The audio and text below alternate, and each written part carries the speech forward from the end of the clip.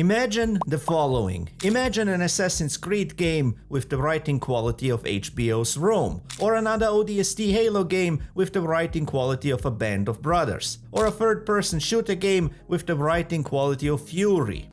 Hold on, we kinda had that. It was called Spec Ops: The Line, and it had some of the best storytelling in any game. You see, Western games writing used to be better. You're not imagining this because of some misplaced sense of nostalgia. The games were better written, they packed a punch and made you think and feel something, which begs the question, where did we go wrong? I mean, the short answer is all the Gen X writers were replaced with crappy millennial writers. So how do we fix that? Well, that's what this video is about. You see, this industry isn't just lacking storytellers. The gaming industry as a whole has no idea how to find and recruit storytellers. I'd go so far and say a lot of developers don't even know what a storyteller is, because I think that good storytelling plays a crucial role in the success of a game, and of the entire industry actually. 2024 was pretty much the year of the flop. So many titles ended in financial disaster, the Video Game Awards called upon the Dorito Pope to join in on the collective lamentations of the industry, and 2025 is shaping up to be another year of layoffs and cancelled games.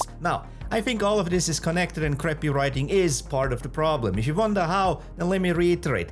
Imagine an Assassin's Creed game with the writing quality of a HBO's Rome. Imagine if the same amount of care was given to the storytelling, characters and dialogue. You don't need the budgets of Rockstar Games to have good writing in your games. What you need is an understanding of what good storytelling is, what a good storyteller is, and how to find one. This includes what type of tests to use in your hiring process, and that's what this video is all about. We'll go over a bunch of examples from the last 10 years, focusing mostly on single-player games and their crappy writing, and how to overcome it. I mean, this is a screenwriting channel after all. To fix the industry's writing problems, I will show you how to assemble an army of some of the best writers the gaming world has ever seen. Yes!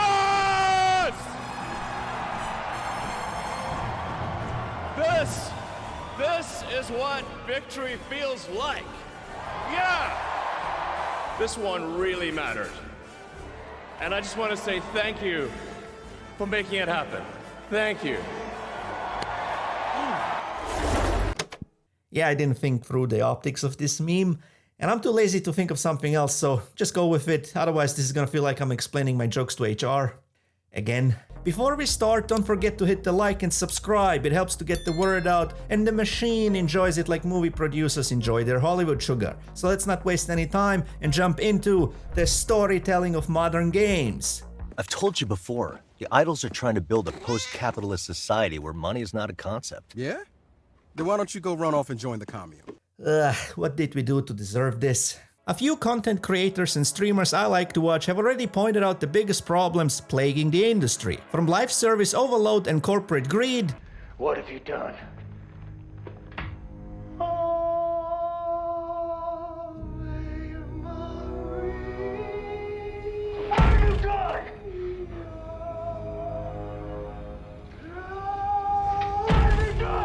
Bloated budgets and teams, to woke shenanigans and DEI being among the usual suspects. All these issues have been collectively building up to something catastrophic.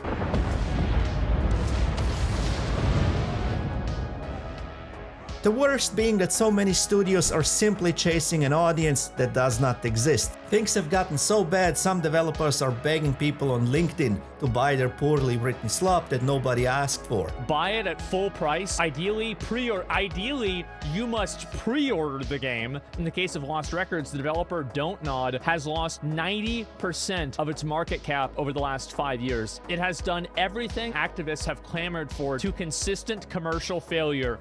Boys, if it doesn't get a hit soon, it will have to lay more... Oh, there it is. It'll have to lay more people off and it will go out of business. Guys like Asmongold, Legendary Drops, and... real-life fake wizard. So, this is the team. Whoa. I was just gonna say it. This guy fucks. All of them have been doing the Lord's work, and I think developers would benefit from their advice. But here's the one element that people have not been talking nearly enough about. the storytelling and writing. If you're one of those gamers who think this doesn't matter because we're talking about video games here, then let me just remind you that storytelling and writing is not just the game's plot. It's about what story you pick to tell and how. It's what characters you pick and how you integrate them into the story. This includes everything from dialogue to world building. The very reason why people might find your game appealing starts with the storytelling. When I look at the state of gaming in 2025, I see a bunch of slop that is utterly incapable of leaving a cultural footprint behind. In their attempt to please everyone, devs made games for no one. But, more interestingly, the industry lacks the most important element necessary for any piece of media to have an impact and stay relevant. In the case of Avowed, for example, even if the game had released with the same gameplay features as Skyrim did back in the day, I think this game would still have flopped, because the writing is infantile and atrocious. Actually, ChatGPT could have written better dialogue. I used to like Obsidian. Fallout New Vegas is one of my favorite games. I had some fun with Avowed for about 10 hours. But it took me only an hour in before I started to skip all the dialogue in the game. Here's what I think is going on in the industry. When we do get good storytelling, it's because we as gamers got lucky and the studio hired actual storytellers. Like in the case of Expedition 33, where they literally just plucked a good writer from Reddit. Or when actual screenwriters work on a game like Ghost of Tsushima, which was so good I gave it a screenwriting masterclass rating on the channel. We have to rely on luck because the industry has no way of finding and hiring actual storytellers. And the reason for this lack of methodology is because the industry never needed one up until now. You see, most Western studios that sprung up in the 90s and early 2000s started the same way like Game Science, the Chinese developer behind Black Myth Wukong. It was a group of male friends who either met in college or in some instances they were even childhood friends. And these friend groups for the most part had the same makeup. They had one fairly competent storyteller among them, like Remedy's Sam Lake. Also, a lot of times the storytelling was a group effort. This friend group had at least one visual artist and the rest were borderline autistic coders. And then the magic happened. With no distractions, no walking on eggshells, and a borderline non-existent HR. The first time Bungie actually had its own HR department was after we were independent, and to call it HR is kind of a joke. Let's just say there were people in the HR department that partied really hard. Went a little hard, and yes, for sure. So it was always like, we need to call HR on HR. This environment gave birth to iconic games and companies like id Software, Bungie, BioWare, Raven Software, and Valve, to name just a few. This is what made Black Myth Wukong a success last year. Unfortunately, there is a problem with this. It does not scale. It works great for indie devs and the AA market, but eventually all these companies get bigger because their success requires them to expand, to hire more people, to hire more writers in particular. And that's where things start to go wrong. I trust Sam Lake to identify a good writer. But what happens when Sam Lake moves on and HR must find his replacement? The best case scenario is that he picks his replacement. But it's far easier for HR to find qualified coders and software engineers than it is to find qualified storytellers and writers, even when the lead narrative designer assists in the application process. I see a lot of gamers complaining that these studios deliberately hired activists to write for their games. Now, I do think for some that is true, especially when it comes to these countless consulting firms out there. But I also think that most big studios have their HQ in a big western city, where a lot of activists reside. And then these studios have no way to test for storytelling qualifications. I mean, some of these writers lack basic storytelling skills that you learn in the first semester of a screenwriting degree. You then fast forward a couple years, the previously qualified Gen X writers have moved on, and you're left with hacks that can't help themselves but write something like Suicide Squad. Look, I'll be honest with you, no amount of quality writing could have saved this live service turd, but the only way to save a company like Rocksteady now is the Elon Musk way. To quote a great Chinese philosopher, "He who keeps the woke staff will soon walk a tiresome path into oblivion." Confucius. Probably. Thomas Sowell said it best when he proclaimed, "There are no solutions, only trade-offs. To save more jobs in the long run, the industry must get rid of some very incompetent people." Okay, some of you might be thinking, that's it? A bad second round assessment in the application process caused all this? Yeah, pretty much. At least that's what I think. Because I've seen what tests are handed out by HR to applicants who want to work as writers. I've seen what they're testing for, and it has nothing to do with storytelling. For over 3 years, I worked as a senior localization tester for German and English. I was on the tail end of the development process, but I also worked on games for every major publisher. And what I saw during my time in the industry are all the problems that are causing these layoffs now. And if you're wondering about the obvious, how the hell can writing be so important when most gamers don't really even care about the story in their games? Like I said, writing plays a huge part in what games you want to make. There are dozens of ways to tell the same story of each game, and every variation makes for a completely different game and gaming experience. It's the same reason why a war movie is going to be drastically different if it's made by Steven Spielberg or Oliver Stone or Michael Bay. The same applies for games. It all depends on your narrative team. Remember, the narrative team also designs the quests in your game. The very reason you're playing the game is designed by the narrative team. It doesn't help that these developers are looking in all the wrong places as well. And that's where this industry keeps going wrong, because for years now, publishers have still been relying on outdated methods to try to figure out what players want. Now, what makes matters even worse is today's modern internet culture, where people don't actually say what they think. They say what they think they're supposed to say.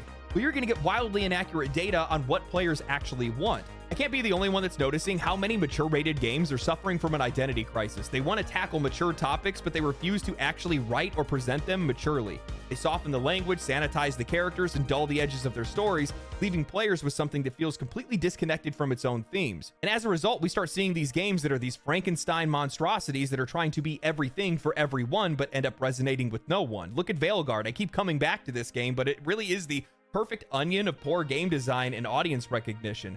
The writing was over-explained, infantilized, and completely disconnected from the game's supposed mature themes. The core fan base, likely in their 30s, get treated like children. Now here's the interesting part. Finding the right writers solves all these issues. You don't chase the product or the audience, you chase the writer. This is the Japanese model. They want to tackle mature topics, but they refuse to actually write or present them maturely.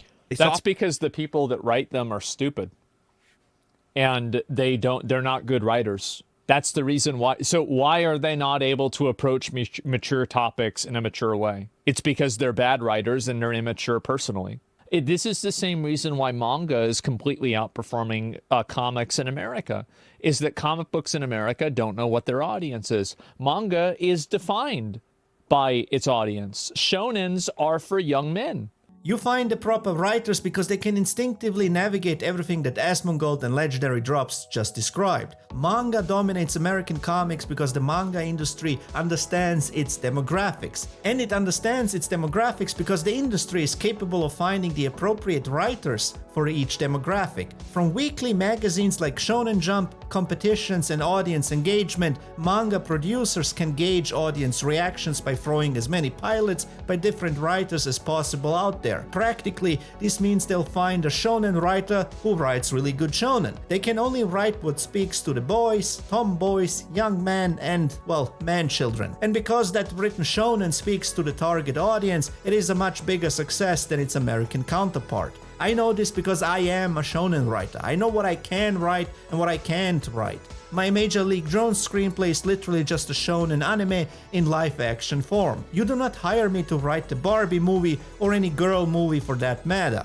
Take my Halo video for example, where I broke down what Halo is and what a movie plot for a Halo adaptation should be. Most of you enjoyed the video and all I did was utilize my screenwriting skills and preferences for writing shonen and action-adventure, which is why I received comments like these. I can tell you why. It's the same reason why the box office continues to suffer. This inability and lack of a methodology to find the right writer for each demographic and target audience is what's killing Hollywood right now. The current box office poison is a result of this, and I'll make a separate video just on this topic alone, but here's a quick rundown. The audience is just not there. You can see this with The Acolyte. The target demographic, as in the modern audience, is just not big enough to be financially viable, while the conventional male target audience for something like Star Wars is put off by the end result, including women, by the way. Chris Gore said it best. Turning Marvel and Star Wars into girl brands will prove to be one of the costliest decisions in entertainment history. Compare this with manga, where easily over half of all manga is written by women. Even some of the successful shonen have been written by women. And yet, it's dominating the American comics industry. I remember when I showed this scene to my wife, who used to be a bigger Star Wars fan than I ever was.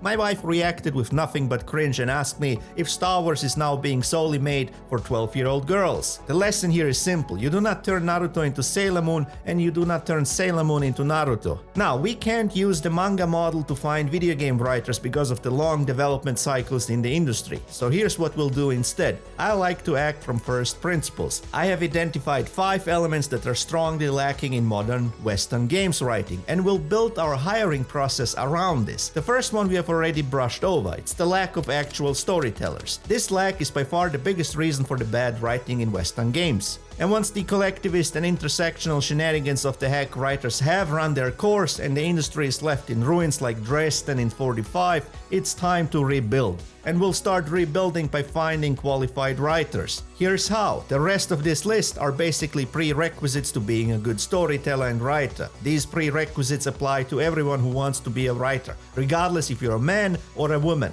Regardless of your socioeconomic status, your sexuality, or your age, regardless of whatever endless game of minutia demographics you want to play, it does not matter. If you don't possess these qualities, you should not be in a writing room. And what I did next is develop a writing test that scans for these qualities, and it can be given to applicants and aspiring writers. I'll also show you the contrast between my test and the tests currently handed out by the industry, because right now they're not handing out a writing test. They are handing out a written test. This is a crucial distinction. And I think my test works better because we already tried it out. Last year in September, I was hired as a creative director for an indie comics publisher, and we have administered this test and found a great addition to our writing room. And we have also decided to develop a visual novel game set in the same universe as the comic, which means I'm something of a game developer myself now. But more on all that later, because there is one thing we need to clarify before we begin. It is desperately needed because even when the industry tries to improve storytelling, I think they have no clue what they're doing. I sometimes watch these developer talks on storytelling and game design. Yeah, I know, I like to torture myself.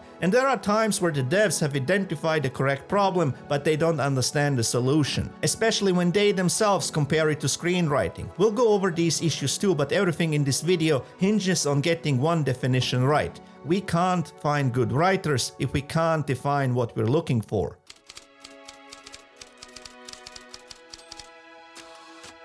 You can disagree with what I'm about to explain, but just remember that everything else flows from this starting point. Every argument is built upon this framework because I believe you can easily quantify good storytelling. And plus, I think a lot about storytelling in games because I'm one of those special people who actually plays games for the story. Is he all there?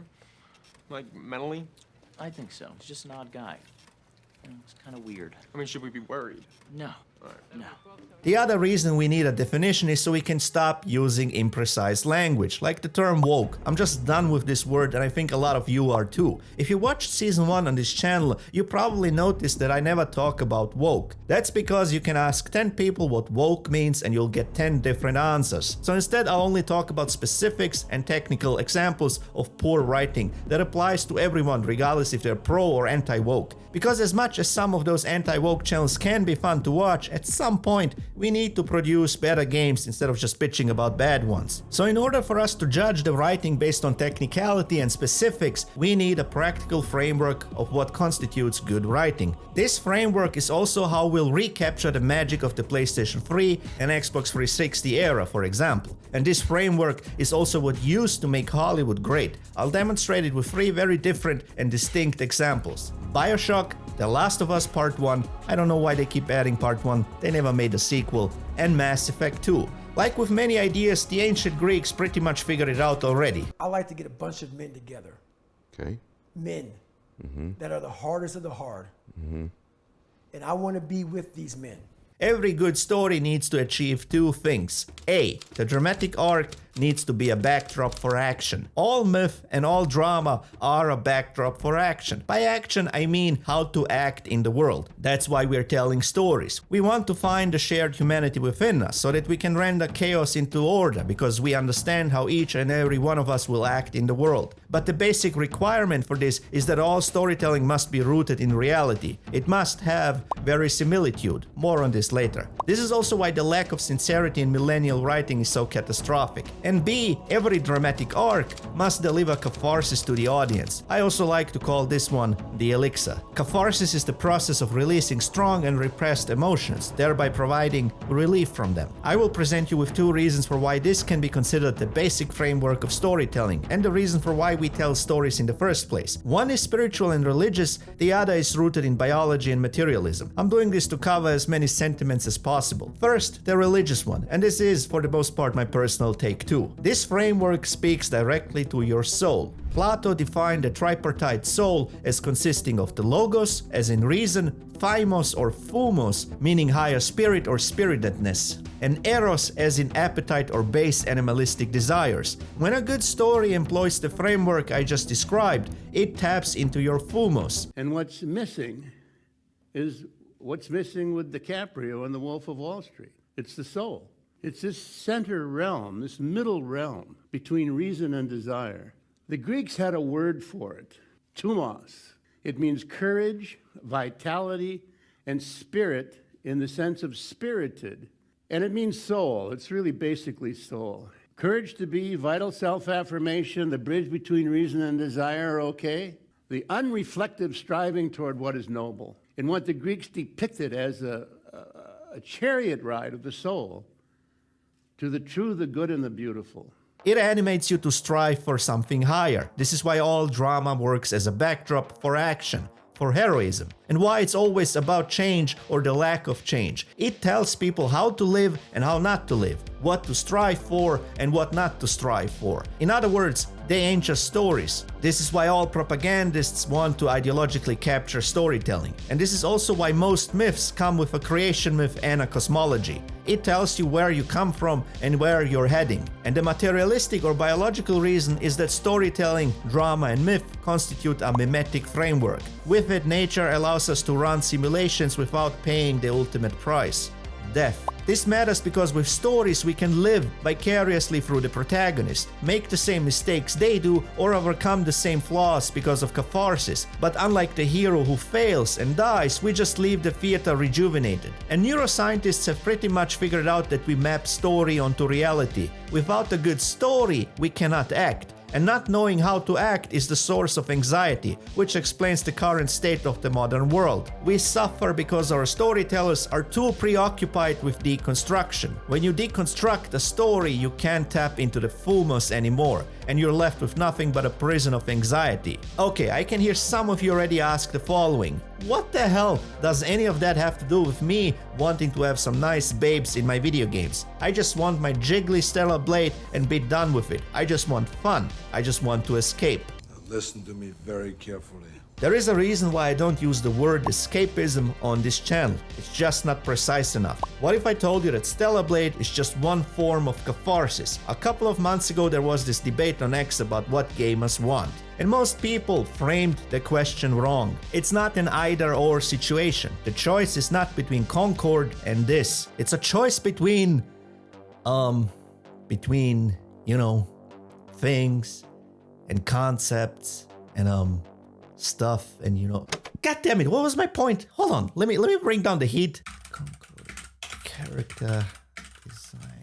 Oh my god, yeah, this this is definitely bringing down the heat. Oh god. Alright, I got it now. It's a spectrum. Sometimes it's just enough to see this and feel cathartic after a long day at work. Remember, beauty speaks to your soul. Unless you're a video games journalist. It's part of catharsis, but more often than not, we also want more. We want the higher spirit that comes with higher levels of catharsis. Let me show you something that's going to help you understand. When we look at some of the most popular characters in gaming, Master Chief, Kratos, Lara Croft, the Doomslayer, Captain Price, Link, Commander Shepard, Isaac Clarke, Geralt, and many more. What do you see? They are all characters of the Fumos, because the end goal of having catharsis was always baked into the gameplay. You can't make a gameplay loop without tapping into the Fumos. Nobody wants to play it otherwise, because what do you do in any good gameplay loop? You're proactive, you're challenged, and you're striving for something higher within the context of the game's story. But for the gameplay loop to be most effective, the writing needs to be too, which is why we'll look at BioShock, The Last of Us, and Mass Effect 2. If you watched my channel before, then you know how I describe the dramatic arc. It's a vehicle to burn away the hero's facade, to reveal the hero's flaw. The flaw is the reason why the protagonist went on a journey to begin with. Without the flaw, the story wouldn't be happening. We start the story with the facade intact, the facade the hero constructed around their flaw, and then through trials and tribulations we burn it away, revealing the flaw. This is the moment of catharsis, or the elixir, the dark night of the soul. It's here that the hero finds him or herself before a crucial choice. Do I change, or do I go down with my flaw? He's beginning to believe.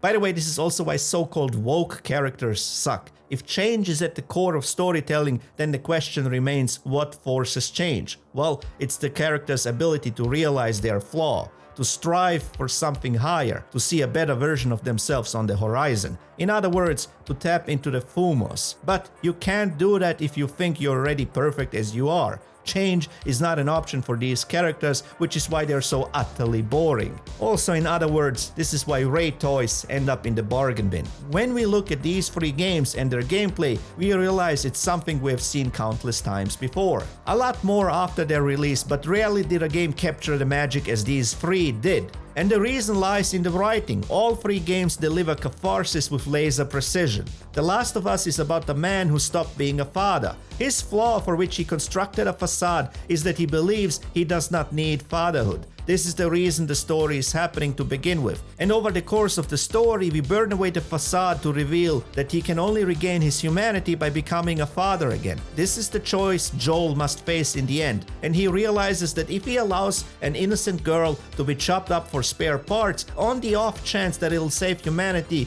humanity has already lost. And more importantly, he has already lost his humanity. Man, it's almost like this story was written by a storyteller who understood what she was doing. Let's look at BioShock. The media literacy midwits want you to believe this game is about mock capitalism. Right? Wrong. You can take the story of BioShock and put it against any and all economic systems throughout history. It can be set in the Soviet Union or mercantilist Venice. You can set the story anywhere at any time in history because the story and its themes are about the constant of the human condition. You cannot derive an ought from an is. That's what BioShock is about. In the first 5 minutes, the game tells you this when you enter the lighthouse and find a banner reading, "No gods or kings, only man." And so what's the facade? That you can derive an ought from an is. And every villain and boss fight in the game is a consequence of that facade. And once we burn away the facade as we progress throughout the game, what do we find? Nothing but slaves. Turns out if you try to live by that idea, by those pretenses, everyone and everything becomes a slave, bound by nothing but naked and raw power. The smartest man alive, who tried to derive an ought from an is with objectivism, who is at the top of it all, is left with nothing but the sweet release of death at the hands of his newly created man. A slave. You, the player. And the catharsis was baked into the gameplay loop from the get-go. If you saved the Little Sisters, you managed to break free. You move beyond naked power and into a higher order, organized by a divine principle of voluntary self-sacrifice. And if you chose to harvest the Little Sisters, you end up ruling over hell, surrounded by nothing more than demonic whispers. It's almost like a real storyteller was in charge of the game or something. And then there is Mass Effect 2. Remember the suicide run? Why did it work? How many games have failed replicating the final mission from Mass Effect 2? They failed because none understood what is actually happening in a game's story, gameplay loop, and the final mission. When the game starts, you are left for dead after an attack by the Collectors. The entire galaxy thinks Commander Shepard died that day. And when you're brought back by the elusive man, as a cyborg basically, you do not know who you are. Are you the same Shepard from before, or are you just a cybernetic lapdog now? Or Are you something entirely different? Is that it? What? Vasir, I let the Destiny Ascension die with 10,000 people on board, including the Council. I unleashed the Rachni on the galaxy. So for your sake, I hope your escape plan doesn't hinge on me hesitating to shoot a damn hostage. That's the facade, and you do not know what's behind it. So you spend the game finding out. Based on your choices and how you handle situations and quests, the true Shepard comes to life by tapping into the Fumos. And since most players strive for the best ending, the good ending, how do you achieve that? How do you ensure everyone survives the suicide run? By helping every single companion overcome their flaw. All side quests in Mass Effect 2 are about burning away the facade of your companions. When you force Mordin to face the consequences of his unethical research, or help a Krogan tube baby connect with the spirit of his ancestors, or deal with a Geth wrestling with the concepts of individuality and bodily autonomy. All you do here is burn away the facade. And only when everyone has gone through the necessary catharsis, including Commander Shepard himself, only then can you win the suicide mission. Only then are you ready as the player to chase the anti-human bugmen to the center of the galaxy and fight for your right to exist. To show them that you are more than genetic sludge to be used as cosmic fuel. And this is why this game feels so damn good to play. Everything has been building up to this. You have failed. We will find another way. Releasing control.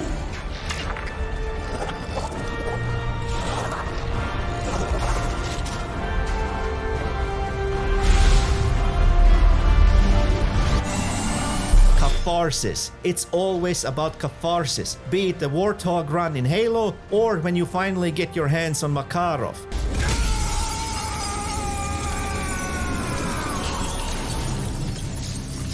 Catharsis. I hope I was able to show you why this matters for audiences, but why should developers be mindful of this? Why should they care not just from an artistic but also from a business standpoint? Let me show you why. Billions and billions and billions and billions and billions and billions. Because that's where the money is. Actually, that's where all the money is. I think the best statement ever about entertainment came from a Hollywood producer after he saw Jaws. Now, I don't remember if this story is true or just a Hollywood legend. One of my screenwriting teachers told me this story and it has stuck with me since then. And what this producer supposedly said is probably the most important statement in the history of entertainment. And it's a statement that's been quite misunderstood. When this producer saw Jaws, he said, "I want this, but different." I want this but different was often misunderstood as I want more sequels, prequels, spin-offs, and rip-offs. What it actually means is I want the same novel, unique, and distinct experience that I had watching Jaws, but in a different movie. Meaning I want the catharsis but different. And I think this applies to all entertainment. The reason I'm doing this video is because I want to recapture the magic of the PlayStation 3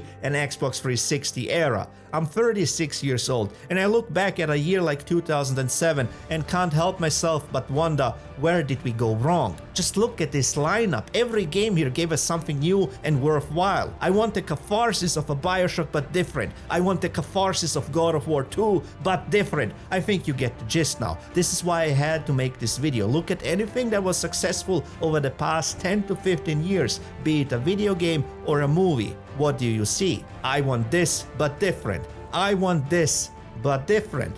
I want this but different. I want this but different. Yeah, I heard you, Hotshot. What? I said, Hotshot. It is crucial for developers to understand this quote. Once you connect with that higher animating spirit within a story, the Fumos, you'll know what story to tell, how and why. You'll know how to deliver catharsis that hits, and when you do, everything else follows. Tone, gameplay, direction, even marketing. Because the best games aren't built on spreadsheets, they are built on passion. And that passion, that is your war face. id Software, let me see your war face!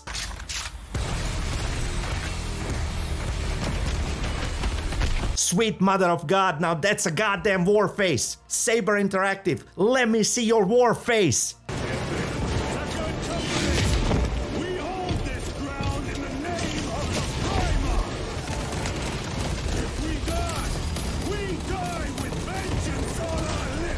Holy hell, you can storm Normandy with that face. Alright, BioWare, you're next. Show me your war face. You did it before, you can do it again. Let me see your war face! So, I'm non-binary. Holy Jesus. What is that? What the fuck is that?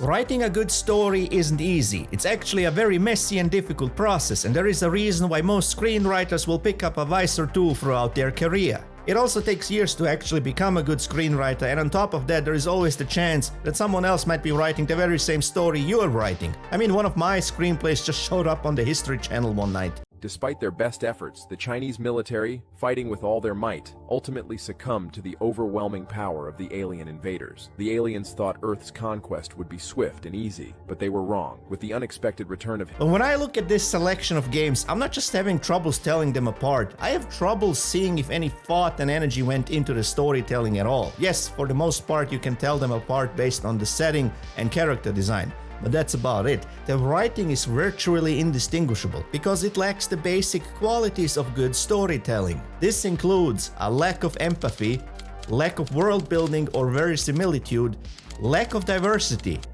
I know at this point you must think I'm trolling you, but before you start typing that comment, let me add some context. There, I think you can see where this one is going. The final one I'll reveal at the end of this segment, so before we start I want to explain what I mean by empathy and verisimilitude in particular. Empathy is one of those words that has lost all meaning. It's unfortunately also the basic building block on which all other qualities of a writer depend on. Empathy is defined as the ability to identify with or understand the perspective, experiences or motivations of another individual and to comprehend and share another individual's emotional state. A lot of bad writers conflate empathy with sympathy and compassion. Then there are those who like to mask their thinly veiled narcissism with empathy. A lot of those writers have a proclivity for self-inserts. The other problem with empathy is that it's also a double-edged sword. You have to hone this skill for storytelling, because a lot of writers end up identifying too much with their characters, and that's why they have difficulties putting their characters through hell.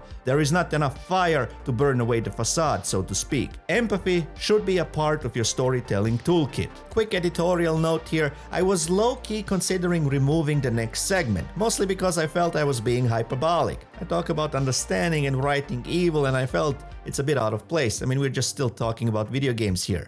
But then Charlie Kirk got assassinated and plenty of industry people celebrated his murder. So it doesn't feel out of place anymore. Anyway, let's continue. Another litmus test for empathy I like to use is this photo. Every bad writer I have ever met or had the misfortune of working with thought they would have been this guy. This guy is 1 in a million. It's far more likely that you would have been like everyone else. And I know this is a form of introspection that nobody likes to do and most people will actively avoid it. But as a writer, you do not get that luxury. Bad writers tend to dehumanize evil to the point of caricature. And weirdly enough, humanize non-human evil?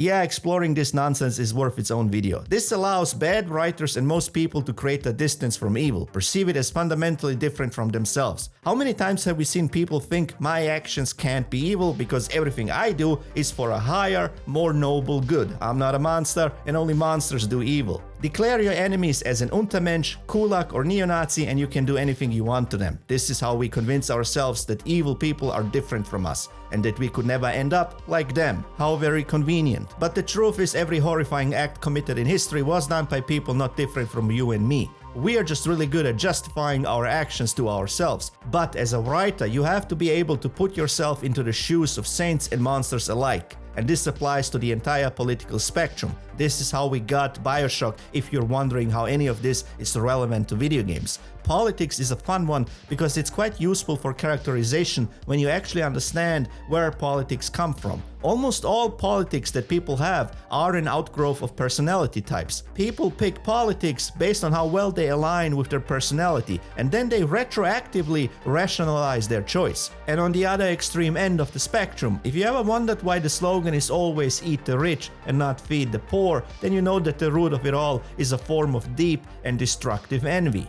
and not much else. I'll show you why this stuff matters for storytelling. To name a good recent movie example, just look at the villain in Guardians of the Galaxy 3. The High Evolutionary is a utopian technocrat possessed by a Luciferian spirit. He thinks he knows best, so much so that it's literally spelled out in the movie. Behind the facade of high and mighty goals is a simple character flaw. Skip to this time code if you want to avoid spoilers for Guardians of the Galaxy 3. For what? All I wanted to do was to make things perfect. You didn't want to make things perfect.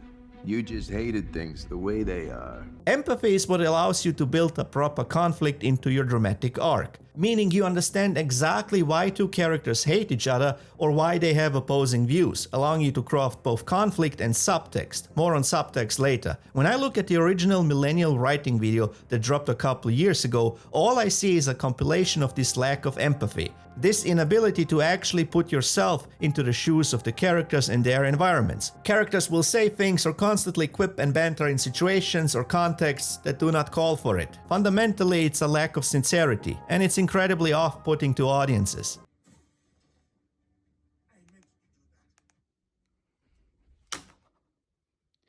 Stop it! Stop with this! I am so exceptionally tired of this millennial fucking low-tier Marvel writing. We don't need protagonists that constantly have these stupid quips. We'll ignore the can of worms that is Yasuko as a historic figure for now. These kind of quips make sense for Peter Parker because he's an optimistic kid from Queens who grew up in 20th century America. But it makes no sense for a samurai in the 16th century Japan, living in an honor society obsessed with saving face. Compare the dialogue of Assassin's Creed Shadows to Ghost of Tsushima and it's like night and day. Watch my Ghost of Tsushima breakdown if you want to understand why it's a screenwriting masterclass. Now, you might ask, what's the problem with this? Isn't Gears of War like this too? The guys are in a war zone while casually joking around. You are correct, but do you know what Gears of War never did? Ruin a sincere moment with a joke. Ty, let's go! Cole, Baird, cover that door! Carmine, Dom, guard the rear!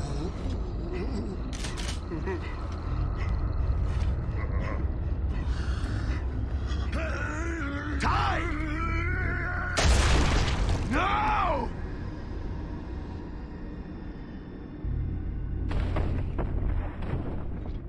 Damn! He ain't gonna be in Rush Hour 3.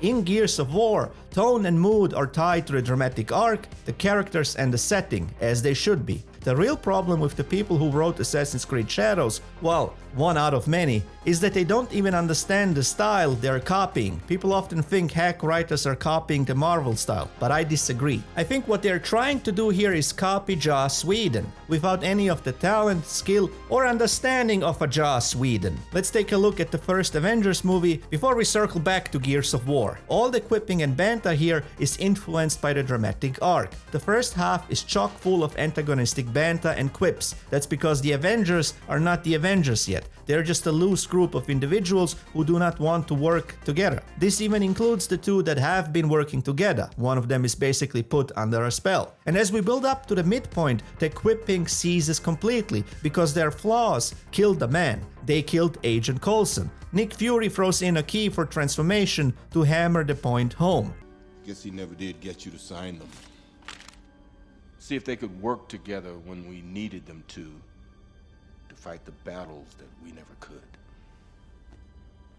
Phil Coulson died still believing in that idea. It's here that the heroes realize they must change. They realize if they don't change, they will go down with their flaws. And so we spend the second half of the second act building them back up. The tone is more somber and subdued. This continues until everyone's facade is thoroughly burned away, in one case literally discarded. And we conclude the second act with a 360-degree shot. We're coming full circle as the Avengers form. And so the tone and mood change again. The heroes are finally working as a proper unit. Whedon understood what is happening in his dramatic arc, and so did the people behind the original Gears trilogy. They understood their characters. Not everyone is quipping, it's actually just Cole and Baird for the most part, and it's part of their personalities and backgrounds. But more importantly, they understood when to pull back. They changed the mood and tone to fit the scene. They understood the dramatic arc that was unfolding. You have heard this complaint before. All the dialogue sounds like it was written with HR in the room. The sad reality is, this has nothing to do with HR, but all with a lack of empathy. Let's take a look at Avowed. Remember Avowed? Yeah, me neither, which is why I had to go back and look at some of the scenes from this game. This scene is about getting chewed out. You're faced with a brutal authority figure that everyone is afraid of. This authority figure is not afraid of killing anyone on the spot to prove a point. So we should hear some really hard-hitting dialogue, right? Hilgard, why is it that whenever I hear your name, it's because you've disgraced the Empire? Haven't you done enough to flaunt your incompetence? Now, the Envoy's killer roams free, unpunished, spreading word of our ineptitude. The blame is mine, and mine alone. I'm not making this one up. The game is actually rated mature, but the dialogue sounds like it was written by Mark Zuckerberg. Kind of just being creative and kind of reveling in being young and just being a little crazy. So, for example, there's this feature called poking, where you just go to someone's profile and you could poke the person.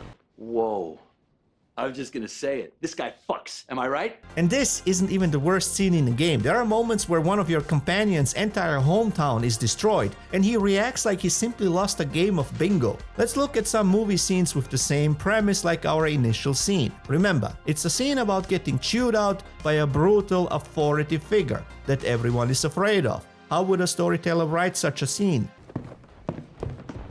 Start counting. 5, 6, 7. In 4, damn it! Look at me! 1, 2, 3, 4. 1, 2, 3, 4. 1, 2, 3. Now, was I rushing or was I dragging? Count again. 1, 2, 3, 4. 1, 2, 3, 4. 1, 2, 3, 4. Rushing or dragging? Rushing. So you do know the difference. How about another example? There's something off in your presentation, Private. Can't place it. Is it your hair? Is it the wrinkle in your trousers? I have a knife in my foot, Sarge. Oh, yes. Of course. That's it, the knife. The core difference between these movie scenes and Avowed is empathy. Damien Chazelle was able to put himself into Fletcher's shoes. Robert Schenken and Andrew Knight were able to put themselves into Sergeant Howell's shoes. They understood the character. They understood the pressure that is needed to shape a group of useless men into a band of brothers that is willing to march into hell together. Now, I know what some of you are thinking. This comparison isn't fair. Two movies written by highly talented screenwriters versus, well, Avowed. I mean, just look at the limitations in animation when constructing a scene. How is Avowed supposed to compete against this? Well, that's an easy answer. By being Obsidian from 15 years ago. Fallout New Vegas came out almost 15 years ago. A game that looks and runs like a goddamn Yugo. Remember the Yugo from Yugoslavia?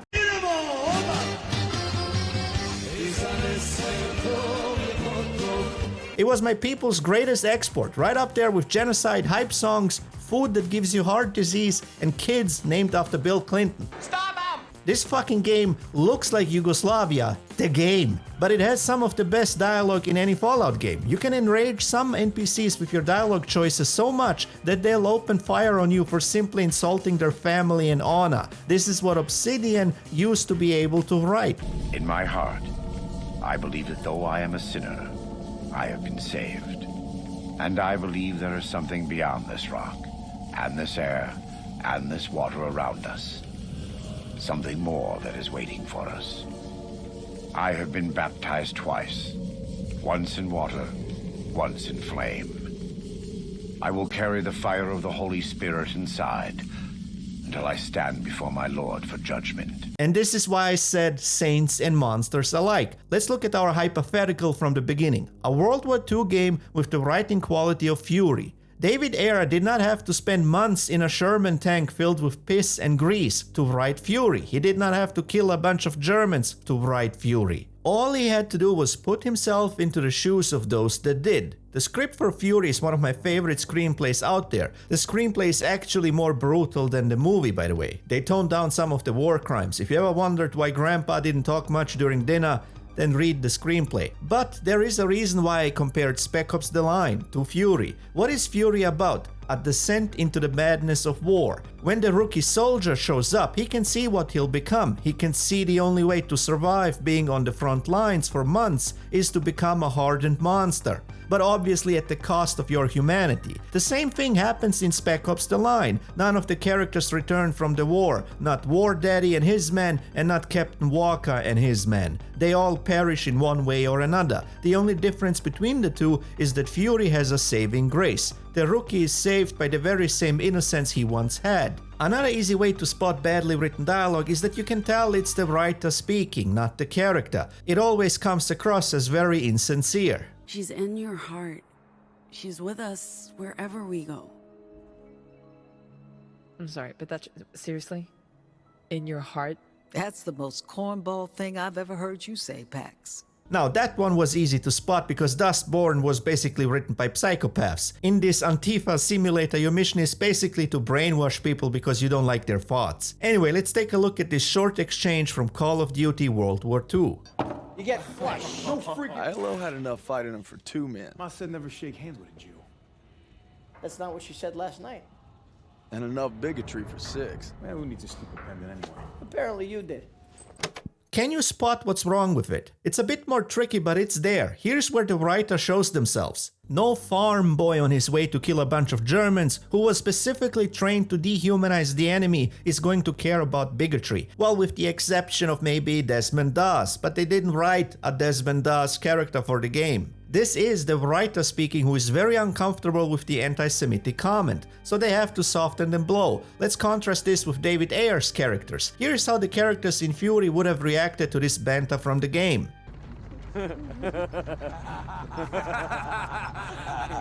This is why I consider Generation Kill to be one of the best written shows in terms of dialogue. And can we make it a rule that all games writers who want to write mature rated games have to watch Generation Kill? The same kids that need a trigger warning for Rush Hour should be force-fed Generation Kill. The sad reality is the games industry knows their dialogue writing sucks, and they even know why. Where can I find the race?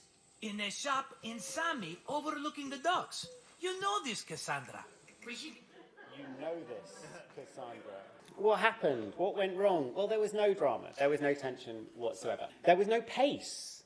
Well, we built it out of an obvious loops with little arrows to tell us where to go forwards. There was no momentum. It was ultimately completely pointless. I'm not sure what this scene was actually trying to achieve now. Why did I bother including it? Why did I bother rendering it and paying for it? It must have taken ages. I think the filmmakers know the answer to the question. I think me, as a game maker in that moment, did not know the answer to the question. Oh, and subtext.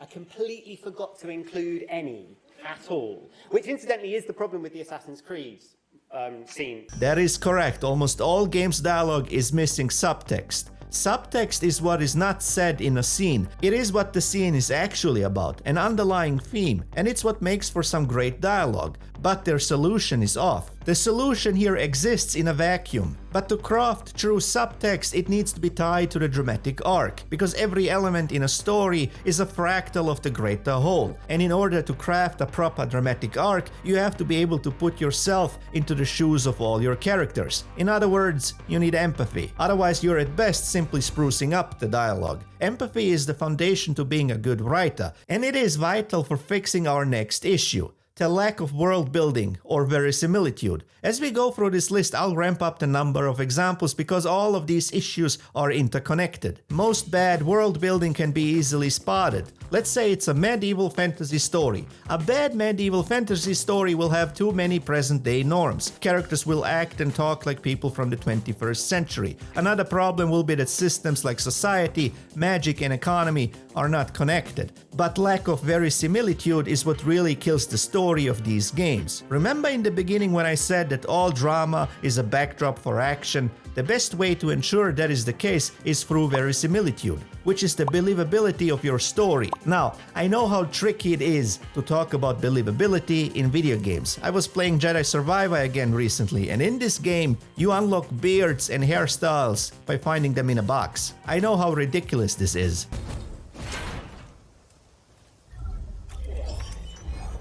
Which is why it's all the more important to differentiate between suspension of disbelief and verisimilitude. Suspension of disbelief is reserved for fantastical elements. I know dragons are not real, and that's why you can't ride them. But if I suspend my disbelief and they become real in the context of a story, then there are countless rules that need to be accounted for when riding a dragon. The laws of physics do not cease to exist. Preparation and training are needed. Also, it is highly likely that the dragon must be tamed in some way. Verisimilitude supports suspension of disbelief, and the best way to approach verisimilitude is by being truthful. How close is your story to the truth? Emphasis on the truth, not my truth. You're supposed to write how the world actually is, not how you like it to be. Let me ask you a simple question. Can a 19-year-old waitress become an action hero?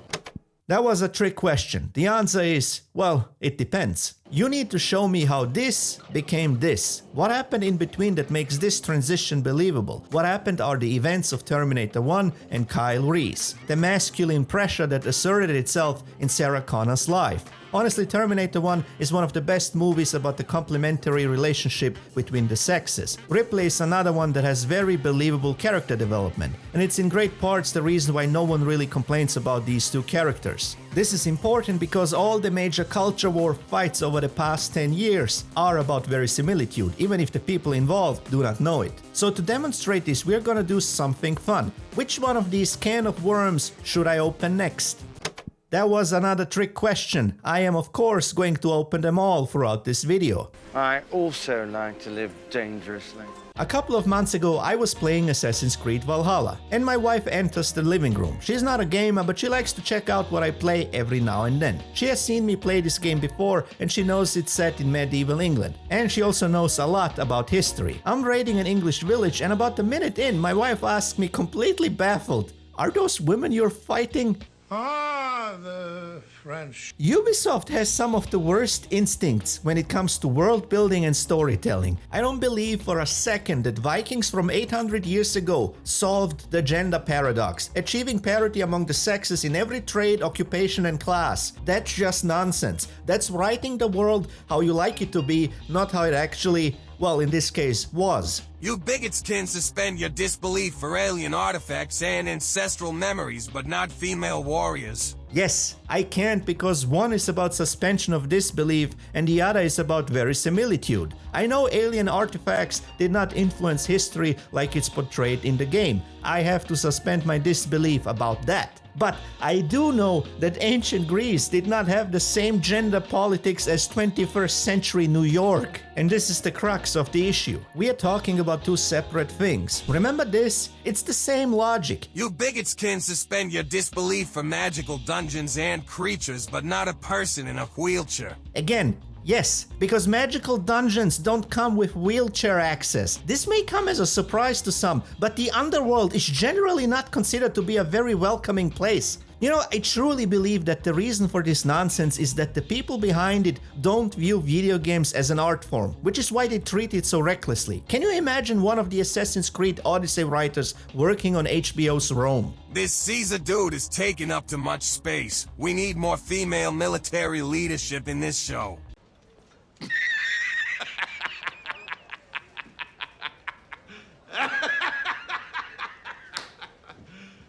You serious? And this stuff is just the tip of the iceberg. These issues have a compounding effect that turns these games into a completely forgettable, amorphous blob. They don't say anything about the human condition, and because they don't say anything about the human condition, they can't reach the heights of a BioShock or Mass Effect 2. One of the most interesting aspects of Assassin's Creed for me is to see how historic peoples would have reacted to fantastical elements. How would they react if they encounter actual aliens? That is fascinating stuff, but it can only work if the people in the story act believably. Another game that is nothing but wasted potential is Zero Horizon Dawn. God, do I have a love-hate relationship with this game. I hate what it is. and I love what it could have been. Zero Horizon Dawn is the avatar of gaming. There is a reason this game sold a gazillion copies and everyone forgot that it even exists. It plays nice, it certainly looks beautiful, but unfortunately nothing makes sense in this game from a storytelling standpoint. Nothing. Quite a few people have already pointed out the obvious, mainly that Aloy is just barely a plank of wood. She doesn't even qualify as a two-dimensional character, let alone a three-dimensional one. But that's the least of this game's worries. I can deal with a plank of wood if everything around it makes at least some sense. Let me just tell you how this game opens up. You start this game as an exiled member of a tribe that is a matriarchy. Fair enough. There is only one problem. It's a matriarchy with no gender roles. Let me repeat that. A matriarchy with no gender roles. This tribe is also known for having the most vegan meat eaters and anti-gun libertarians. It's almost like the writers don't know what the fuck they're doing. Do you understand that? And the other tribes don't fare much better. The biggest problem this game has is that the writers don't understand the difference between porous and buffered personalities. By the way, as a side note, this is a distinction that Ghost of Tsushima did understand. In philosophy, there is the distinction between a porous self and a buffered self. The difference lies in their perception of the spirit world. Now, none of this is an answer to the question if the spirit world exists or not. What it explains are altered states of perception. Most Westerners these days, for example, have a buffered self. That means there is a barrier between you and the spirit world. That's why ghost stories are typical for buffered personalities. Something has crossed that barrier, like a ghost. In a porous personality, this barrier is either weakened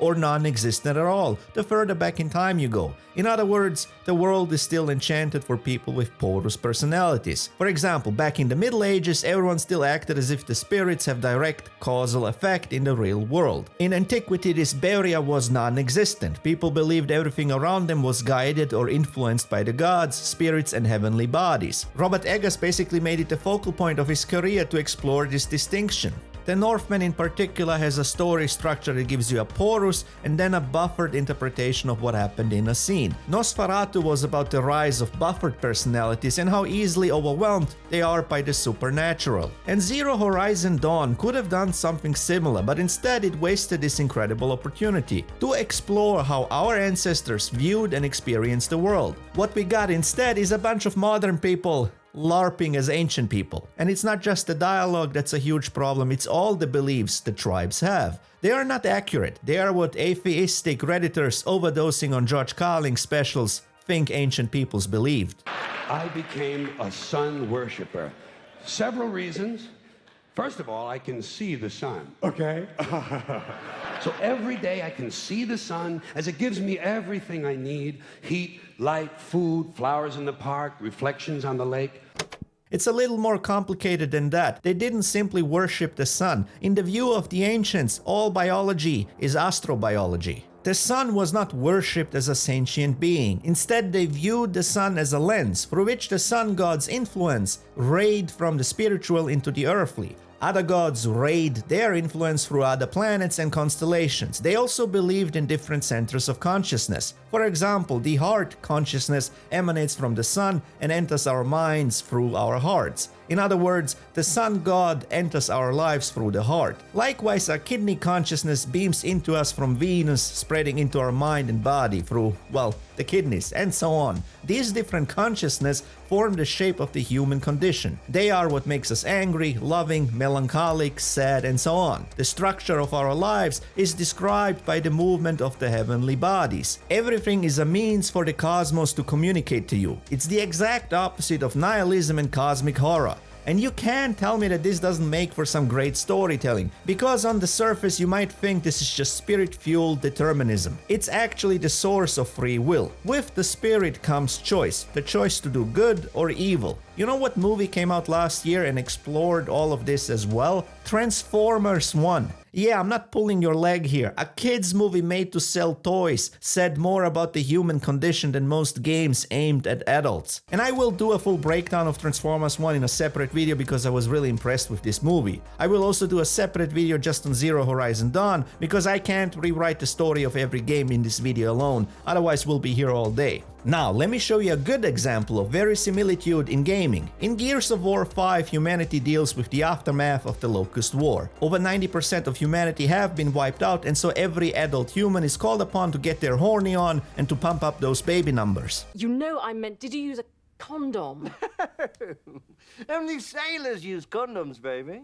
This pressure is so strong that even female politicians must lead by example. This is good verisimilitude. This is believable. Unfortunately, this is also the only thing that makes sense in the game. I truly believe this game did more damage to the Gears franchise than Halo 5 did to the Halo franchise. Because in their infinite wisdom, the writers decided to make this an allegory about the maternal politics of a certain famous Austrian. No, not that one. It's the, as I like to call them, the central planning type. Yeah, that one. Here's the problem with all of this. It makes no sense. If 90% of humanity is wiped out, you're not having this debate about raising population numbers. There won't be any protest around this issue because everyone would be focused on getting the baby numbers up. It's a survival and productivity strategy, and I still think there is a good story buried under all these layers of nonsense. If you wanted to keep the politics and the theme of motherhood, then the perfect backdrop would have been something like the Whiskey Rebellion. A newly formed government seeks to centralize power and raise taxes. Problem is, the people can't agree on how to spend the money. Some want to invest into the fortification of human settlements, others want to invest into the fertility research and the procreation program, because in the aftermath of the Locust War, infertility is rampant. That's a believable pressure point. One side wants to use science to solve the fertility problem, the other points at science as the very cause of the fertility issues. They believe the scientific breakthroughs that fueled the industrial emulsion refinement and its consequences have caused this fertility crisis. From here, you can still keep a female protagonist centered around a simple question: what should a woman do in this world when she can't have children? Because I think over the years we have got some great games about fatherhood, but not so much about motherhood. And in the hands of competent writers, Kate could have been the Ellen Ripley of video games, exploring themes of motherhood, survival, and responsibility. But what we got instead is a modern California girl LARPing as a Gears character. I'll push Jack the coordinates. Now, Corporal, you are coming back to New Ephyra. That is a direct order. Well, Captain, screw your order. This isn't about you, it's about me. Remember, kids, real heroes only think about themselves. And to be fair, the other characters don't fare much better. So this is New Ephyra, home to industrialists, techno-fascists, reactionaries, and cowards. That's exactly how I imagine my hardened Soviet insert character to speak, like a spoiled college kid. And why the hell are industrialists even in this list? The character comes from a Soviet-inspired industrial hellhole. He should feel right at home because lore-wise, the COG were socialists. It's almost like the writers don't know what the fuck they're doing. Do you understand that? Hold on a minute, this all sounds familiar. It's like I have seen this countless times before. What is this? The idols are trying to build a post-capitalist society where money is not a concept. Might also need to stop doing that problematic accent. Your carbon footprint always matters. But he, him, she, her, and they, them. I also used to wet the bed. Want me to start that up again? I'd rather you didn't. Top surgery scars are also included in this for all of our trans and non-binary rooks out there. You picked me? I'm so flattered. Well, of course. I know you. I mean, I don't know you yet. Not that. Anyway, I'm pulling a barv. Sorry, I ramble sometimes. I'm a rambler. Fella you're with, a black kid? Dresses like a writer? Does he know anything? You are racist. Just who the fuck are you, white boy? Steak, you ain't a white-ass fascist Nazi pig, then you either colored or you're a deviant. Why is it that balls are always used as some fucking default definition of badassery? You are racist. You are racist. You are racist. Racist. Racist. Racist. Racist. Racist. Our next issue is a lack of diversity, or in other words, everything is California. And by diversity, I mean what the word used to mean, variety. This includes also variety of ideology, thought, and belief. If you have not been living in a bubble, you might have noticed that groups of people are different. Yeah, I know, I'm breaking new grounds here. When I look at what I like to call human lore, I see a plethora of different beliefs, rituals, cultural artifacts, and behaviors. And sure, we all have a shared humanity, but more often than not, that humanity finds different ways to express itself. I can speak from experience growing up in Austria. For example, this is what happens when you give an American non-alcoholic beer. Nothing happens. Now this is what happens when you give an Austrian non-alcoholic beer.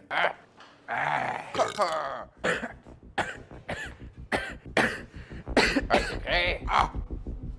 Alter. Das war alkoholfrei. Was? Was ist mit ihm los? Das Bier war alkoholfrei. Weiß ich, hab alkoholfrei und allergisch, soll man wohl wissen. Or how about my time as an exchange student in Australia? It was unlike anything I had ever experienced growing up in Austria.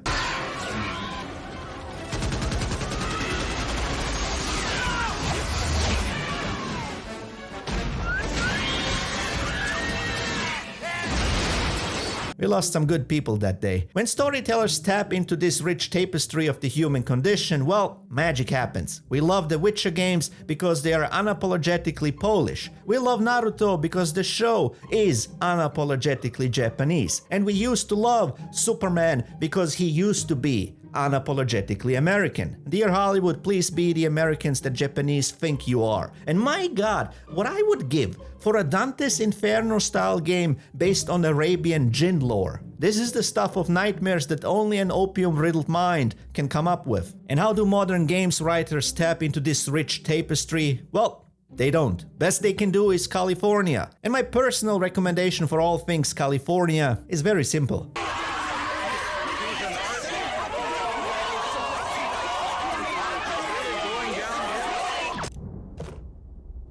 We're leaving. You wanna play as Vikings? Best I can do is a bunch of Californians LARPing as Vikings with, you know, Californian gender politics. How about Californians LARPing as Gears characters? Or take this, Californians LARPing as World War II soldiers. What? You wanna play as ancient Greeks? Best I can do is Californians LARPing as ancient Greeks with California gender politics. You wanna play as ancient tribal people? Best I can do is Californians LARPing as ancient tribal people. And you guessed it, with California gender politics. No. I don't want any of that California bullshit. I did not want to make this video about politics, but the problem is that so many stupid and nonsensical story decisions have solely been made in the service of a very narrow political lens. This is why I structured my critique this way. It starts with empathy and the writer's utter inability to imagine a world outside their own narrow and quite frankly boring worldview. I think this is one of the main reasons why so many single-player games flop. They say nothing about the human condition and they are utterly predictable with characters having the same beliefs and attitudes about everything. Everything is California. And it always comes down to the same problem. Writing the world how you like it to be, not how it actually is. In Far Cry 5, Montana is taken over by a patriarchal Christian cult. Okay, fair enough. But there is nothing patriarchal about a cult with no gender roles. I know I keep repeating myself, but if you can't get the most fundamental element right, the difference between the sexes, and I'm using gender synonymously with sex here, then how is anything else going to make sense in your story? It won't, because these writers don't know what the fuck they're doing. Do you understand that? And for the binary thinkers who might still be watching this video, just bear in mind, my critique does not mean that you can't have powerful and strong women in a story. My favorite show so far this year is Mobland. Last year it was Landman, and the year before that it was Picard Season 3. All three shows have strong, powerful women, but more importantly, they have believable women. Maeve Harrigan cannot exert power the same way as her husband, but that doesn't mean that she can't exert and wield power at all. She does it in every single episode, and I would argue she's the real villain of the story. In Picard Season 3, my favorite character of the Next Generation was Sydney LaForge, daughter of Geordi LaForge. This is how you write someone who must learn to step out of their father's shadow. See the pattern here? It's not rocket science. It just takes good writing and a little respect for your audience. Which brings me to the exact opposite of that, Dragon Age Veilguard. This game feels like it was written by the aliens from Galaxy Quest, and the only reference they had was The Office. Are you trying to have sex with me? Hadn't really thought that far ahead, but maybe? Quick, think about us having sex. Okay, I'll be in my office if you need me. Bye. Okay, bye. All right, bye. One more big one. Don't go. I don't want you No, to don't go. Don't go. You know what? I can't take more of this slop. Dragon Age Veilguard doesn't have storytelling. What it has is a fanfiction vehicle for trauma dumping. That's it. I'm wrapping up this segment. I'm not gonna waste your time on this. You have seen the contrast. I have shown you what strong storytelling looks like, what storytelling is, and what's lacking in modern games. There is only one thing left for us to do.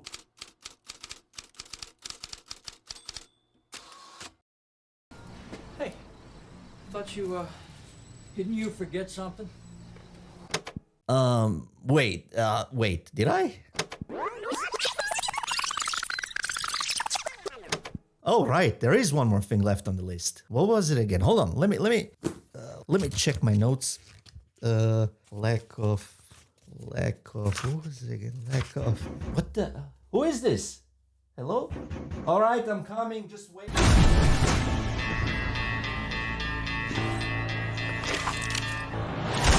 Right, now I remember. The spirit of masculinity. A lack of masculinity is killing games. Plenty of channels have talked about this issue over the years, so everything has already been said. I'll keep my thoughts brief, mostly related to the writing and why it's actually directly tied to finding good writers. You see, I believe that if you can't write men, you can't write women and vice versa. And since the vast majority of gamers are still male, it's kinda important to write believable men. Also, as a quick side note, when I say masculinity, I don't mean Andrew Tate and his countless top G clones. I've taken on not one, not two guys. I fought 30 guys at the same time, and they couldn't take me out. You fought 30 guys? 30 guys at the same time. They got to the point that they said, okay, you motherfucker. We're done with you. You don't want to stop. I have this switch.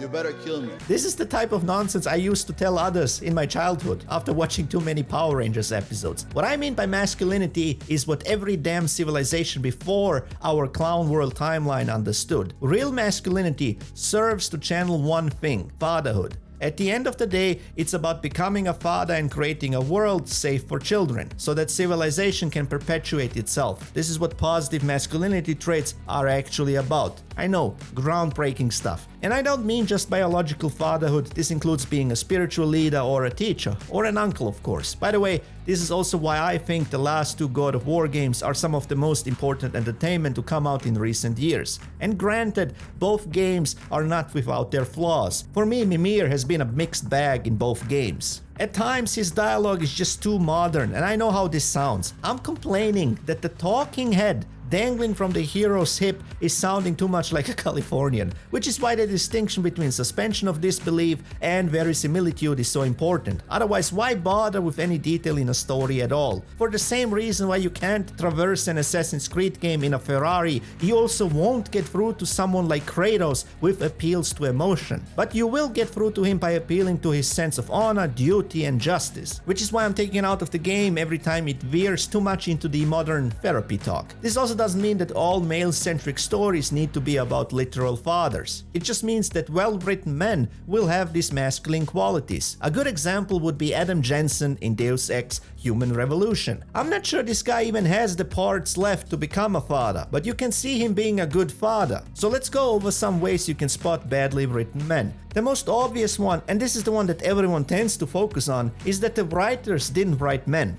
They wrote a bunch of pathetic, weak women and slapped male character models onto them. Shows you what the writers think of femininity, by the way. Not much. The inverse happens too. True Detective Season 4 was basically about two psychopathic men played by women. Or in other words, these two are just parodies of what a feminist thinks a man is. Which gets us to another important point: mono emotions. Badly written men will have mono emotions. They are just brooding or just angry or just sad, and there's nothing else to them. And my favorite way of spotting badly written men is through the depiction of male friendships. Male friendships differ vastly from female friendships in quite a few ways. There is much more physicality, way more one-upmanship and ball busting. Hi, boys. I can smell you two a mile away. Screw you, man. Get down here and see how much you like it. And of course, much edgier humor. I just wish your friends were as mature as you. They are mature, actually. You just have to get to know them better. Hey, Paging Dr. Fang. So it takes a very specific type of woman that is actually comfortable in male spaces. Most women who enter male spaces immediately want them neutered and sanitized. I wrote a blog post a while ago about why I f***ing hate video games. Because this is what it does. It appeals to like the male fantasy. Shut up, silly woman. I was watching this show on Apple Plus called The Big Door Prize, and don't bother watching it, it's already been cancelled and it wasn't that good to begin with. But what makes this show unintentionally hilarious is the men. All the men in this show sit in a circle and talk about their feelings and problems. I have not once seen this in my life, and I have worked in every environment imaginable. It's not what men do, it's what women do. Again, it's the usual problem, writing the world how you like it to be versus how it actually is. It's social engineering, not storytelling. But you know what I have seen men do? 2 or more men drinking together and talking about anything else but their problems or feelings, and then through their camaraderie and shared struggle, they actually overcome their issues. I have seen this many times, which is why male-only spaces are so important, but that's a rant for another video. There is one last thing I want to mention when it comes to this list, or lack of qualities, especially the lack of masculinity. This has nothing to do with being a man or a woman. Some of the best and most believable men in video games have been written by women. Joel and Nathan Drake have been written by the same woman. Gears of War 3 was written by a woman. And one of my favorite characters of all time, Adam Jensen, was also written by a woman. She was also the narrative lead on the Guardians of the Galaxy game. And this is one of those rare games that's getting my screenwriter masterclass seal of approval. And I think the number of games worthy of this seal are probably less than a dozen. Now that we know what we're looking for in a storyteller, let's take a look at how the industry recruits writers. I would argue there are only 2 types of writing jobs in the industry: narrative designer and script/games writer. The narrative designer is responsible for the story and how that story is told through gameplay. The game's writer handles basically everything else, executing the narrative designer's vision. The narrative designer would also be the person responsible for writing the screenplay for the game's story, but that is not always the case. Quite often this is done on commission by a screenwriter. The best analogy from television for these two would be the role of a showrunner and a staff writer. In my opinion, the narrative designer needs to be the person responsible for writing the game's screenplay, and they must be the person most qualified to tell a story. If these 2 preconditions are not met, the chances of your game's story being any good are near zero. So how does one become a narrative designer? By building up a script writer resume. And how do you become a script writer? By successfully passing an assessment test handed out by the narrative designer and HR when applying for a script writer role. So let's take a look at this writing test. Let's assume you're making a third-person shooter with some minor role-playing elements, a skill tree, and some player choice in the narrative. What I'm about to show you is not taken from a single test I've seen. It's more like a collection of all the tests, but they always center around the same thing. The test will most likely look like this. Write an item description for a Remington tactical shotgun, approximately 50 words. Write a faction description for XYZ, approximately 150 words. Write 20-word descriptions for the following skill tree. Write a quest description with 3 different outcomes. Write a captain's war speech, roughly between 500 and 750 words. And the list goes on and on. You will be given about a week or 2 for this test, to see if you can produce 3,000 to 5,000 words of quality text that matches the intended tone of the game. Now, what's the glaring problem with this test? It has nothing to do with storytelling. All this does is test for writing stamina. Every single person that was a writer on Dragon Age Veilguard could pass this test. And don't get me wrong, writing stamina is important, especially when dealing with tight deadlines. But you know what's also very important for a fiction writer? The ability to tell a damn story. And that's why I said in the beginning this goes back to a faulty assessment. A bunch of people got hired who have no clue about storytelling. And once the qualified narrative designers moved on, they took over and the results speak for themselves. And even though I've only just gotten to know you guys, I care about you that much too.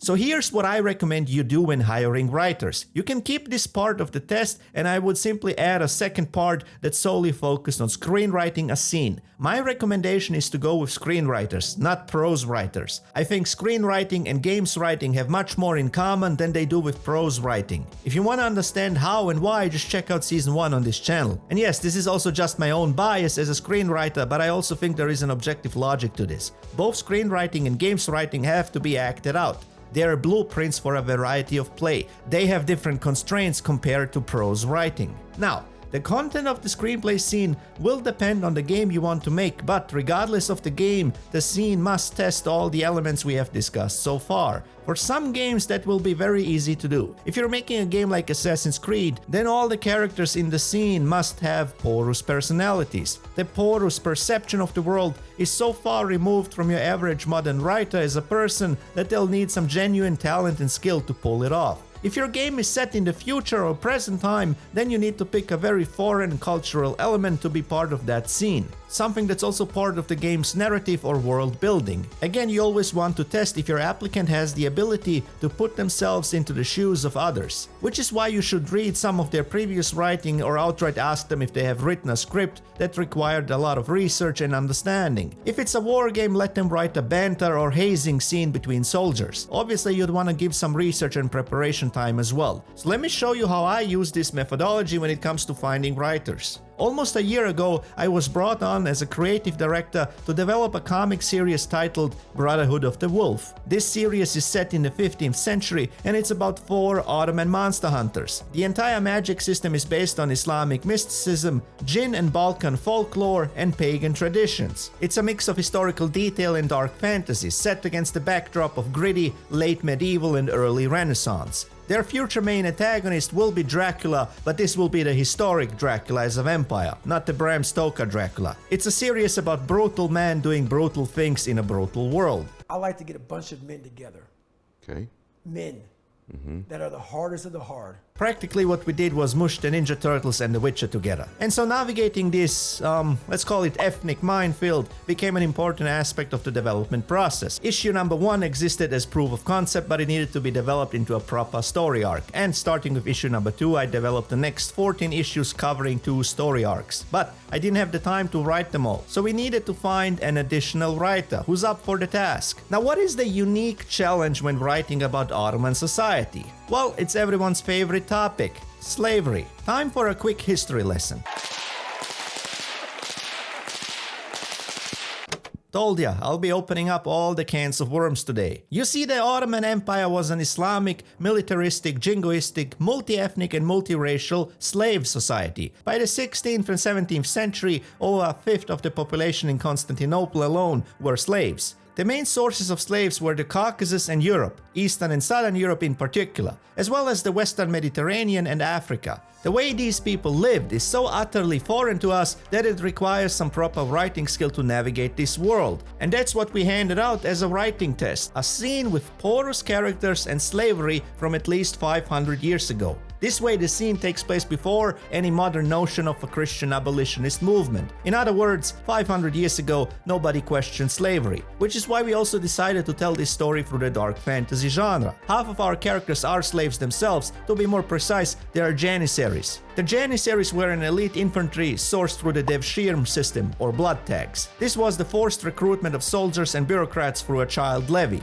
meaning based on population sizes, a certain number of Christian boys, mainly from the Balkans, were enslaved and forcibly converted into Islam. The Janissaries were known for strong internal cohesion driven by discipline and strict order. The Sultan didn't have to worry about Janissary slave revolts all that much. Actually, most of the time, he only had to worry about revolts when he didn't pay his Janissaries enough. Again, another thing that just seems oxymoronic because you wouldn't think a slave is getting a paycheck. Well, at least not back then. This also meant that our characters would have mindsets that are vastly foreign to us, and so a lot of research had to go into the series. Now I can see some of you wonder if it's really necessary to be this detailed about any of this. I mean, barely anyone in the West has the historical knowledge to discern historical accuracy in something like The Patriot or Braveheart, let alone a story set in the 15th century Balkans. And most people have never heard about the distinction between porous and buffered personalities. That is all true. But here's what's also true and more important. Most people know that 500 years ago, no one acted the way people act today. If I have a single character that speaks and behaves like modern people, that will take most audiences out of the story. Well, unless you're writing an isekai for women, of course. If I were a man, I could pee wherever I want. I would go to war.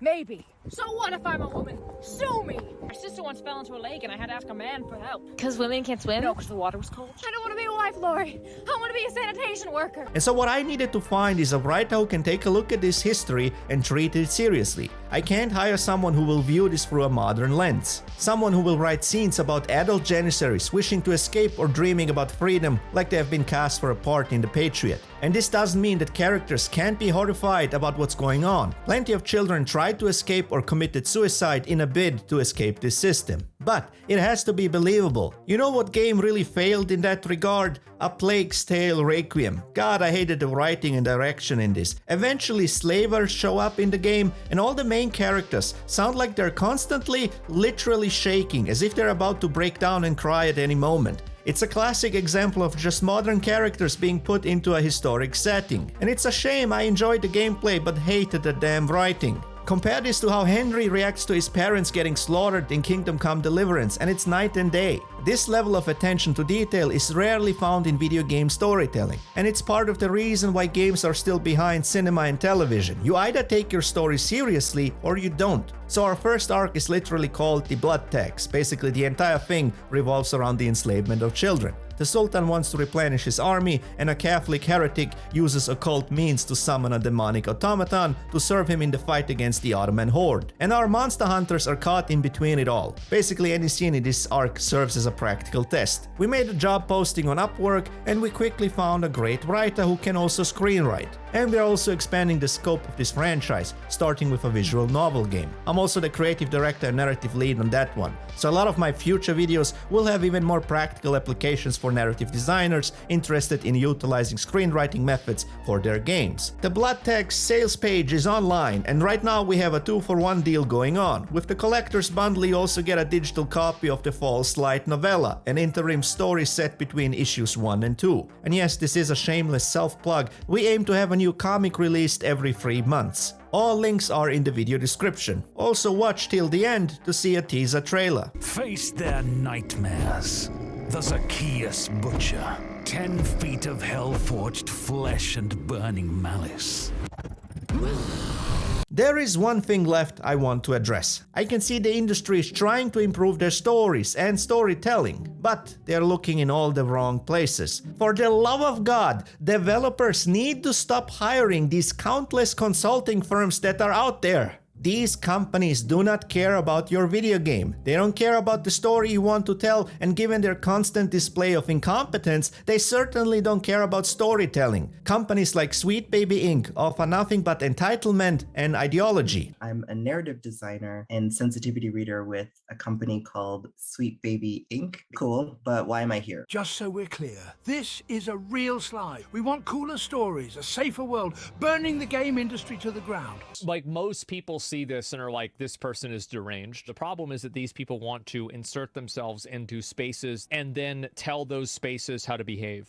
They have no genuine desire to create a good product. All they have is an agenda and a worldview that they want other people to uphold and do. The very idea of a sensitivity reader is offensive and pointless. Can you name a single piece of great literature that would have benefited from a sensitivity reader? Can you name a single great movie or TV show that would have benefited from a goddamn sensitivity reader? No, of course not. And it's precisely these sensitivity readers that are holding back games, because the title itself is a misnomer. It's not a sensitivity reader you're hiring, it's a political commissar. Like in the Soviet Union, these people only exist to enforce ideological compliance. That's it. They just lack the work ethic and testosterone to do it the old-fashioned way, so they have to scaremonger their way into studios. And if they don't see the value in what you're asking for when you ask for consultants, when you ask for research, go have a coffee with your marketing team and just terrify them with the possibility of what's going to happen if they don't give you what you want. Have a coffee with marketing so that you can absolutely terrify them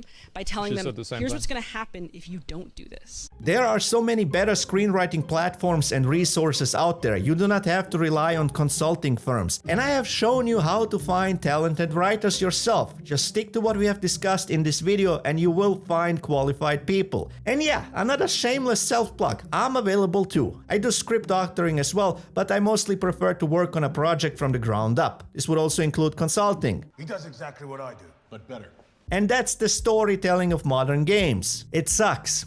It really sucks. But Western game stories don't have to suck. Well, more accurately, they can't afford to suck. Asian developers will not slow down anytime soon. Both China and Japan are itching to claw away more of the market share from Western devs, which means it's time to fight back. It's time to recruit an army. There are countless qualified storytellers and screenwriters out there that the industry has overlooked for years. They're just waiting to be discovered and hired. And now you know how to do it. Now you know how to separate the wheat from the chaff. Because I don't believe for a second that this is it. I think we can turn this ship around and produce a new golden age of video game storytelling. It just requires you to rediscover the Fumos. In the meantime, let me know in the comments what you think of my breakdown. Does this make sense, or are these just the ramblings of a madman? Or both. Are there any elements you think I've missed? I'm always happy to expand this list. And finally, have you felt the Fumos or Fimos before when playing games? Let me know what stories made you finish a game and why. I'm always curious, but remember, I only know one thing for sure. Life is suffering, but Cevapi helps you transcend it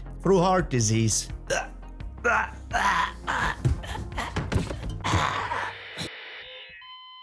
Have you ever tasted fear? Real fear. In a forgotten corner of the Ottoman Empire, 4 men faced that moment. Their choices will echo through centuries. Tarsin, look at him running, always running. Would you do any different with the enemy's blade singing for your blood? But tonight, something breaks inside him. Tonight, he stops running. Koja. Beneath his mask lies a secret that would shatter an empire. Some say he's a demon, others a saint. The truth, much worse. Enter the Brotherhood. Will you die 1,000 deaths of regret, or live one moment of glory? Brotherhood of the Wolf. Tales of Chaya. The door is open. The choice is yours.